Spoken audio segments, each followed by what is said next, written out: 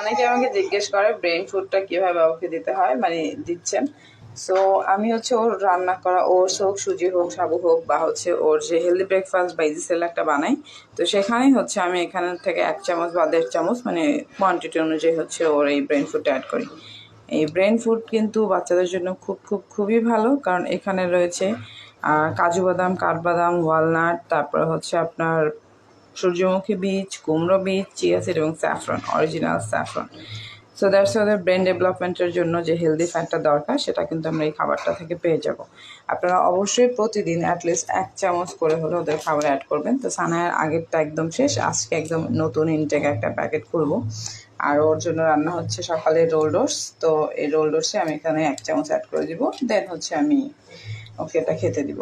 So আমি এখানে extra করে একটা জিনিস অ্যাড করেছি, সেটা বলেছি, সেটা হচ্ছে আমি একটু পিনাট বাটার এখানে অ্যাড করি, কারণ হচ্ছে এটার মধ্যে কোনো পিনাট বাটার মানে পিনাট নেই। সো পিনাট যেহেতু নেই, আমি ওর এমনিতে পিনাটে কোনো অ্যালার্জি নেই, কিন্তু অন্যান্য অনেক বাচ্চারই পিনাটে অ্যালার্জি থাকে, দ্যাটস হচ্ছে এটাই পিনাট দেওয়া হয় না। তো পিনাট ওদের ব্রেনের জন্য ভালো। সো আমি এখানে 1 চামচ মতো পিনাট বাটার অ্যাড করেছি। আর এখন হচ্ছে আমি দিয়ে দিব এই ব্রেন ফুডটা।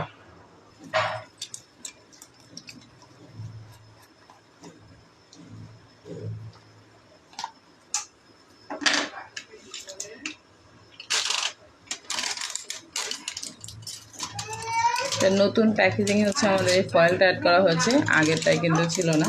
তো যেন আরও বেশি সেফ থাকে, খাবারগুলো সিকিউর থাকে, দ্যাটস এই ফয়েলটা অ্যাড করা হয়েছে। সেটা কিন্তু এরকম বাদাম যেহেতু মিহি করা, তো একটু কিন্তু দলা পাকিয়ে যেতে পারে। এটা কিন্তু একদম ফ্রেশ মেক করা, প্রতি উইকে হচ্ছে মেক হয়, কারণ এর আগে যেটা ছিল পার উইক সেটা কিন্তু অলরেডি শেষ। এখন হচ্ছে আবার নতুন করে আরেকটা তৈরি হয়েছে, এবং এটা হচ্ছে যে ডেটটা দেওয়া থাকে, কারণ প্রতিদিন তো হচ্ছে একটা লেভেল মেক করা পসিবল না। সো পার উইক হচ্ছে এটা রেডি হয়। আমাদের প্রত্যেকটা বেবি ফুড হচ্ছে পার উইক রেডি হয়, কারণ বাচ্চাদের হেলথটা আগে। আর আমাদের আপনাদের দোয়ায় হচ্ছে এত বেশি চলে বেবি ফুডগুলো, যে হচ্ছে 1 উইক সর্বোচ্চ 10 দিনের মধ্যে সব বেবি ফুড শেষ হয়ে যায়, বিশেষ করে হোমমেড যেগুলো।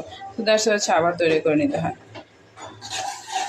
এই যে এখন আপনাদের পছন্দ মতো কোয়ান্টিটি, ঘনত্ব বাচ্চার হয়ে গেলে আপনারা নামিয়ে ফেলবেন। তো আমি হচ্ছে সানায় আরেকটু ঘন খাই, এই জন্য আর একটু পরে আমি নামিয়ে ফেলবো।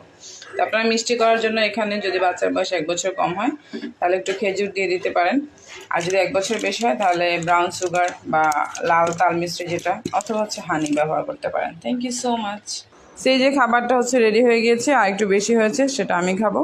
আর ওরটা হচ্ছে এটা হাফটুক খেলে আমার শান্তি, দেখা যাক কতটুকু খায়।